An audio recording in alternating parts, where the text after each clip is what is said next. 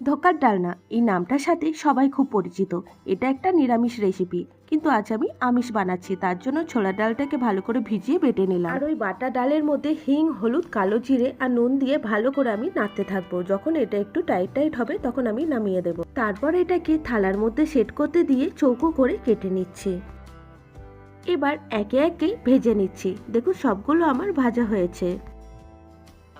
তেলের ওপর পাঁচফোড়ন আর শুকনো লঙ্কা দিয়ে দিলাম পেঁয়াজ কুচি। পেঁয়াজটা ভাজা হয়ে গেলে দিয়ে দিলাম আদা রসুনের পেস্ট। একটু নাড়াচাড়া করার পর বেসিক যে গুঁড়ো মশলাগুলো থাকে ওগুলো দিয়ে দিলাম, আর তার সাথে দিলাম টমেটো পেস্ট। মশলাটা যখন কষানো হয়ে গেল তখন আমি এর মধ্যে দিয়ে দেব সেদ্ধ করা আলু। আলুটা একটু কষিয়ে নেওয়ার পর তার মধ্যে দিয়ে দিলাম পরিমাণ মতো জল। ঝোলটা যখন একটু ফুটে উঠল তখন আমি এর মধ্যে দিয়ে দিলাম ভেজে রাখা ধোকাগুলো। আর খানিকক্ষণ ফোটার পর যখন ঝোলটা একটু গাঢ় হয়ে গেল